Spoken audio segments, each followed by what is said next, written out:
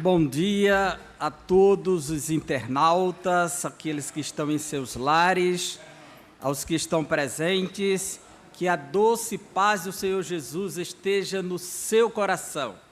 Nesta manhã tão feliz e abençoada, queremos compartilhar com você um pouco da sacrossanta palavra de Deus. A palavra do Senhor, ela enriquece, a palavra do Senhor, ela enobrece a alma, ela traz alegria e júbilo para nós, pois ela é vida. Jesus disse, a palavra que vos digo é palavra e vida. E eu quero compartilhar um texto na palavra do Senhor, no livro de Atos dos Apóstolos, que nos apresenta uma narrativa que foi registrada por Lucas, um médico e historiador, que registrou os primeiros passos da igreja primitiva, começando em Jerusalém, terminando em Roma, começando com a pregação de Pedro, terminando com a pregação de Paulo na capital do império. E dentro desta narrativa nós temos os passos da igreja nos seus momentos iniciais, quando o evangelho se expandia por todos os lugares, levando a bênção da salvação de Deus para as pessoas. O evangelho é uma boa notícia, mas uma boa notícia de salvação. E esta salvação implica não só a redenção da alma, mas uma salvação que traz satisfação de vida, de alegria e dá uma motivação, pois traz esperança para as pessoas. E no livro de Atos dos Apóstolos, capítulo 8, nós temos dois momentos na história de Filipe. Filipe, ele foi separado para o diaconato na igreja primitiva e Deus o vocacionou para o ministério da pregação. E ele agiu como evangelista, pregando o evangelho. E ele foi levado até a cidade de Samaria para proclamar o evangelho. E naquele momento em que ele está vivenciando um grande avivamento na cidade de Samaria, que fica ao norte de Jerusalém, ele é convocado pelo Senhor para deixar aquele espaço e partir para o deserto na região sudoeste. Ele é chamado para ir para o deserto de Gaza, onde atualmente está a faixa de Gaza, tão conhecida, habitada pelos palestinos e liderada pelo grupo do Hamas. E aqui está no capítulo 8 do livro de Atos dos Apóstolos, o texto que quero ler, está aqui, versículos 28 em diante. Regressava e, assentado no seu carro, lia o profeta Isaías. E disse o Espírito a Filipe: chega-te e ajunta-te a este carro. E correndo Filipe ouviu que lia o profeta Isaías e disse: entendes tu o que lês? E ele disse: como poderei entender se alguém não me ensinar? E rogou a Filipe que subisse com ele e se assentasse. Versículos 28 até o versículo de número 31, foi o que eu li. A narrativa completa, ela está do 26 até o 40, do capítulo 8 de Atos dos Apóstolos, versículos 26 a 40. O que nós temos aqui? Filipe recebe uma incumbência da parte de Deus de descer para a região desértica. Saindo de Jerusalém, ele estava em Samaria, mas saindo de Jerusalém para a região de Gaza, a cerca de 80 quilômetros aí. E ele desce para aquela região árida e é surpreendido naquela região que diz o texto sagrado a partir do versículo 26, e o anjo do Senhor falou a Filipe, dizendo: levanta-te e vai para o lado do sul, ao caminho que desce de Jerusalém para Gaza, que está deserta. Imagina um chamado para pregar no deserto. Mas como para Deus a importância de uma cidade como Samaria para ouvir o evangelho da salvação tem a mesma importância de uma alma solitária no deserto. Deus não faz distinção na hora de salvar uma multidão e salvar uma pessoa, todos têm um valor por conta do precioso sacrifício de Cristo Jesus. E Filipe é ordenado a ir para o deserto. E o versículo 27 diz: levantando-se e foi, e eis que um homem etíope. Aqui nós já temos a primeira descrição deste personagem que se encontrará com Filipe, ou de Filipe com ele. Um etíope, um africano. E o texto continua e diz: eunuco. Eunuco aqui diz respeito a uma característica de uma missão. Havia dois tipos de eunuco. Na antiguidade, o eunuco era uma pessoa que era castrada para tomar conta do harém do rei. Mas esse título de eunuco não se limitou somente a este significado, mas também alguém que recebia uma grande missão, pois era uma grande responsabilidade ser um eunuco. E este homem recebe esta missão de eunuco aqui como uma grande posição. Nós temos o eunuco do faraó que era casado, logo ele não era castrado. E o versículo continua e diz: eunuco mordomo mor, ou seja, era o superintendente, era o chefe de Candace, rainha dos etíopes. Candace é um título honorífico da rainha dos etíopes, a rainha mãe. É registrado na história que o seu governo começou por volta do ano 25 da era cristã até 47, e ela assume o poder no lugar do seu filho que está impossibilitado, a rainha mãe, e ela convoca o eunuco para ser o superintendente do tesouro, ou seja, ele é um estadista, alguém com a responsabilidade de tomar conta do tesouro da Etiópia. A Etiópia, no início do primeiro século, ela se estendia até as regiões do Sudão, e esta era uma viagem de quase 3.000 quilômetros, o que constava cerca de 6 meses de viagem naqueles dias. E esse homem fez uma viagem para Jerusalém, o etíope, em busca de quê? E o texto nos diz, está falando apenas dos seus epítetos, das suas conquistas, está reconhecendo aqui o seu poderio, a sua influência. E o texto continua e diz: e levantou-se, foi, e eis que um homem etíope, eunuco, mordomo mor de Candace, rainha dos etíopes, o qual era superintendente de todos os seus tesouros, era um ministro da fazenda, e tinha ido a Jerusalém para adoração. O que nos mostra que ele é um prosélito do judaísmo. Uma peregrinação como esta, muitas pessoas fazem peregrinações para Roma, para Jerusalém, para outras cidades, de acordo com a sua religião, fazem essas peregrinações. Alguns vão para Santiago de Compostela fazer a grande peregrinação, mas esse homem faz uma peregrinação para Jerusalém, e todos sabem que Jerusalém se tornou o centro da adoração universal naqueles dias. Jerusalém era o foco da fé monoteísta, era o centro da crença no único Deus, já que tudo que estava ao seu redor era politeísmo, era crença em muitos deuses. E ele vai para Jerusalém. Não podemos afirmar se ele era essencialmente africano por ser etíope, se era apenas um prosélito, porque a Bíblia não deixa claro, diz que ele é um etíope, diz que ele serve a rainha, ou se era um judeu,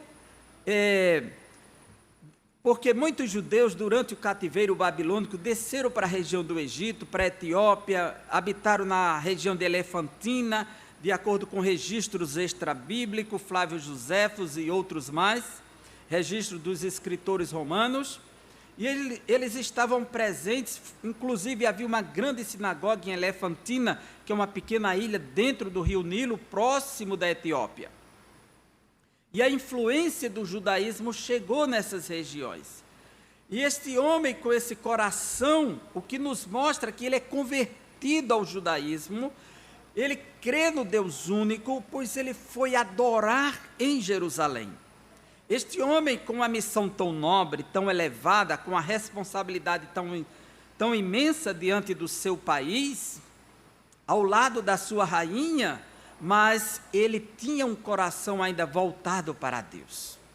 Não era a sua função, não era o seu poder, não era a sua posição que o impedia de querer louvar a Deus. Ele foi para Jerusalém para adoração. Ele não foi apenas para cumprir uma ritualidade. O texto o apresenta como adorador. Porém, este homem, ainda lhe falta algo mais por trás dessa sua religiosidade. Ele é um homem bem-sucedido, é um homem bem posicionado, é um homem religioso, mas falta-lhe algo mais. E o que lhe falta? Uma coisa interessante aqui no texto, a partir do versículo 28, diz assim: regressava, ele está voltando de Jerusalém para a Etiópia, e assentado no seu carro. A gente vê que ele está bem protegido, ele tem a sua locomotiva própria, o que indica, carro aqui são as carruagens. Ele estava rodeado de soldados, de homens lhe dando proteção, dada a sua posição, e essa peregrinação era feita numa grande comitiva. E ele estava sentado no seu carro, ele lia o profeta Isaías. Outra grande característica desse homem é a sua intelectualidade.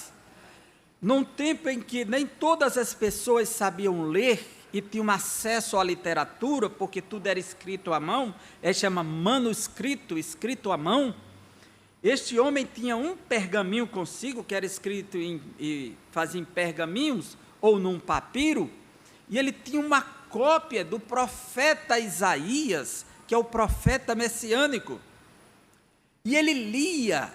Então ele sabia ler, ele tinha interesse pela literatura e sabia ler. E ele queria compreender o que estava escrito ali. Como é belo, um homem que foi para Jerusalém, adorou, mas volta lendo as Escrituras. E o que nos chama a atenção é isso, é que ele não gastou tempo do conhecimento, da capacidade e dos privilégios e apanágios que Deus lhe concedeu para gastar com outras coisas desnecessárias, mas com aquilo que é vital para a vida, a palavra do Senhor. E ele encontrou espaço na sua vida para isso. Ele poderia estar aqui com um papiro lendo, talvez, a Odisseia de Homero. Ele poderia estar com qualquer outra literatura da antiguidade, talvez um texto de Platão, a República, ampliando o seu conhecimento sobre política, sobre cidadania, talvez sobre os textos de Aristóteles, sobre as questões políticas, a formação da sociedade, do ponto de vista naturalista. Ele poderia estar lendo o órgão onde Aristóteles faz tratados de ciência, mas ele está com o livro do profeta Isaías. Você já leu a Bíblia hoje? Já leu esta semana? Vai começar a lê-la. A palavra do Senhor, ela é poderosa, ela tem instrução para nós, ela tem sentido para nós, ela tem direção para o nosso destino. E este homem, ele encontra espaço para ler a palavra de Deus. E o texto sagrado diz que ele lia. É até importante porque ele era educado, ele sabia, ele tinha cultura, mas ele estava bem direcionado até aqui. E disse o Espírito, versículo 29, a Filipe: chega-te e ajunta-te a este carro, ou esta carruagem. E correndo Filipe, ouviu que lia o profeta Isaías. E disse: entendes tu o que lês? É interessante a pergunta de Filipe para uma autoridade, para alguém. Filipe está a pé, ele está na sua carruagem. Filipe não tem um texto na mão, mas ele tem um pergaminho. Mas a pergunta de Filipe é provocante: entendes tu o que lês? Certamente que esse homem conhecia muito bem as leis do seu país, a Etiópia, ali no sul do Egito, nós sabemos que o Egito ele foi educado, desenvolveu hieroglifo, um tipo de escrita em que registraram também suas leis. E provavelmente a Etiópia sofre essa influência, pois por muito tempo os etíopes serviram lá no Egito, no exército, muito antes desse episódio aqui, e ele deveria conhecer muito bem as leis do seu país, porque era um homem educado, era um homem habilitado, era um homem que sabia ler, era um homem que meditava nas coisas. E ele lê, e ele está refletindo no texto do profeta Isaías, capítulo 53, e está fazendo indagações na sua cabeça, provavelmente, pela resposta que ele dá. E a pergunta de Filipe: entendes tu o que lês? Pois o segredo da vida para quem ler a palavra de Deus não é apenas ler, é entender. Pois quando entendemos, passamos a ver e a compreender que aquele texto diz algo para nós. Não é apenas uma leitura de compreensão da história para saber, para contar para os outros. É o que esta história tem a ver com a minha vida, com o meu destino. E esse entendes tu o que lês é importante para quem ler as Escrituras, pois a compreensão correta das Escrituras tem a ver com o nosso destino. E o texto sagrado nos diz que ele responde, versículo 31, e ele diz: como poderei entender se alguém não me ensinar? E rogou a Filipe que subisse e com ele se assentasse. A humildade deste homem é revelada nessas palavras. Era um homem disposto a aprender mais. Era um homem aberto para compreender a revelação de Deus. Não era um homem fechado, arrogante. Quem é você para me perguntar se estou entendendo ou não? Quem é você para me fazer uma indagação dessas? Pelo contrário, ele mostrou humildade. Não era a questão da pessoa, era o que a pessoa tinha para lhe oferecer. Como se alguém não me explicar a importância de ter um coração aberto para aprender sempre mais. É na aprendizagem que crescemos, mas para que isso aconteça, precisamos um coração humilde, um coração debruçado, um coração inclinado para aquilo que Deus quer de nós. E o texto nos mostra, quando ele diz: vem, sobe ao carro, e Filipe entra na sua carruagem, e com ele se assentasse, ele pediu. E o 32 diz: e o lugar da escritura que lia era este: foi levado como ovelha para o matadouro. Está falando de uma figura, de um personagem que é arrastado para o matadouro como uma ovelha, que vai silenciosa. E diz: e como está mudo o cordeiro diante do que o tosquia, pois o cordeiro ele é tosquiado, arranca toda a sua lã. Na realidade, a tosquia não se dá muito nos cordeiros, se dá nas ovelhas, nos carneiros, que tem muita lã para oferecer. O cordeiro, uma tosquia de cordeiro que está começando a nascer a sua lã, então se torna sofrível. Então está tratando de um personagem que é ferido desnecessariamente. Não havia necessidade de se arrancar a lã de um cordeiro, pois é muito pouca. Não representa quase nada, se tosquia uma ovelha, um carneiro, mas um cordeiro. Aí a Bíblia diz: e como está mudo o cordeiro diante do que o tosquia, e aquilo imprimindo dores sobre eles, porque era tirada a tosquia feita com uma faca, uma lâmina bruta antigamente, né? Hoje temos materiais especializados para isso. E ele está em silêncio e assim não abriu a sua boca. E na sua humilhação foi tirado do seu julgamento. E quem contará a sua geração? Porque a sua vida é tirada da terra. Respondeu o eunuco a Filipe e disse: rogo-te, de quem diz isto o profeta? De quem o profeta Isaías está falando? De si mesmo ou de algum outro? Ele quer saber, pois a linguagem do profeta é uma linguagem metafórica. Ele está usando metáforas na linguagem. Ele usou a ovelha que vai para o matadouro, o cordeiro que vai para a tosquia, alguém que é julgado injustamente, a sua vida é tirada da terra. E ele quer saber, o profeta está falando de si ou de outra pessoa? Então Filipe, abrindo a sua boca e começando nesta escritura, lhe anunciou a Jesus. Filipe interpreta que aquele texto de Isaías era um texto profético que falava da morte expiatória de Cristo, que falava da morte substitutiva de Cristo, que substitui o pecador, daquele que morre em nosso lugar, do cordeiro mudo, da ovelha que vai para o matadouro, como o cordeiro que é tosquiado. Cristo foi martirizado, ele foi humilhado por aqueles que o pegaram, bateram nele, cuspiram, espancaram, coroa de espinhos, e por fim a cruz, a sua vida foi tirada, mas ele ressuscitou no terceiro dia.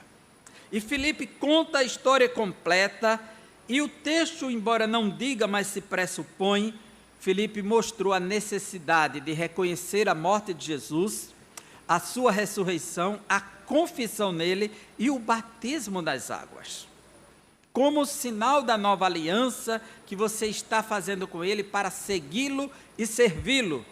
E o texto nos mostra que Filipe explica que fala de Jesus, mostra para ele que o texto está falando da pessoa sacrossanta de Jesus, e indo eles, caminhando, chegaram ao pé de alguma água, versículo 36, e disse o eunuco: eis aqui água, que impede que eu seja batizado, que eu seja imerso nas águas, que eu confirme esta aliança com o Messias, com Jesus, com o Cristo, com o Senhor, com o ressuscitado, com o vencedor da morte, com aquele que triunfou sobre as forças do mal, que me impede de fazer uma aliança com ele? Pois ele entendeu que a morte de Jesus determinava o seu destino, que a ressurreição de Jesus garantia esperança para ele, que ele tinha que fazer uma nova aliança, entrar na nova aliança, que Cristo realizou na cruz, que Cristo consolidou pelos pecadores para promover-lhes segurança aqui, paz interior e uma vida de serviço ao seu reino. E disse Filipe, versículo 37, é lícito se creis de todo o coração. O que me impede de ser batizado? Somente a não crença, somente a incredulidade. Se você não creu em nada que eu falei, então você não pode ser batizado. Mas se tu crês de todo o coração, não há nada que impeça.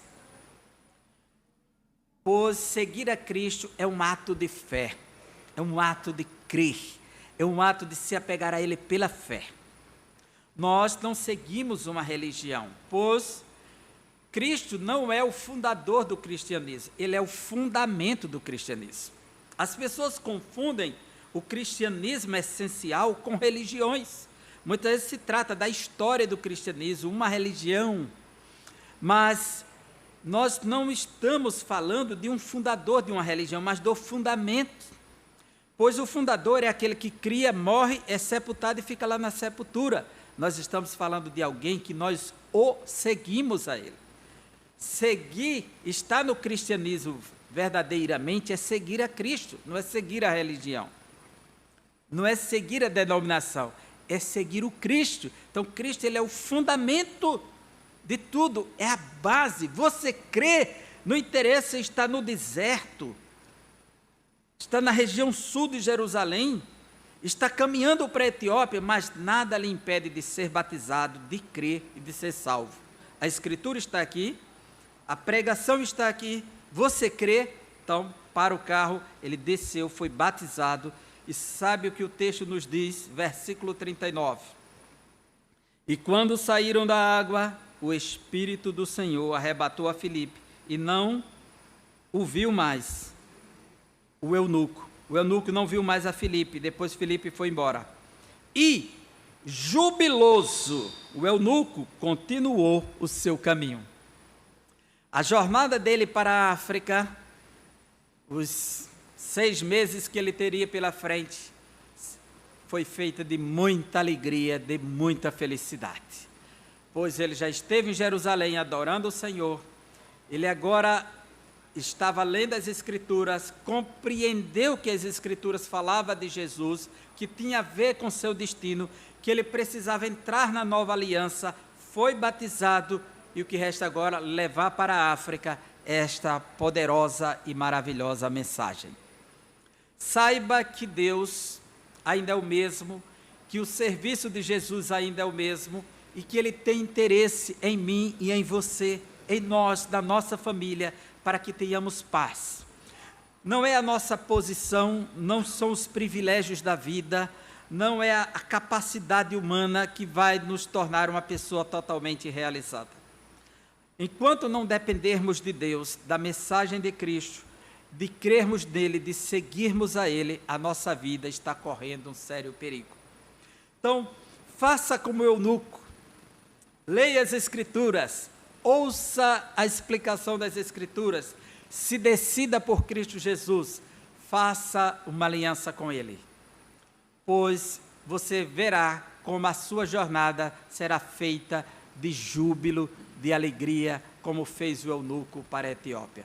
Voltou outra pessoa, pelo menos interiormente, pois agora ele levava consigo a fé em Cristo e a nova aliança no coração, pronto e disposto a servir o seu país, mas com uma mensagem de fé, a mensagem do Evangelho.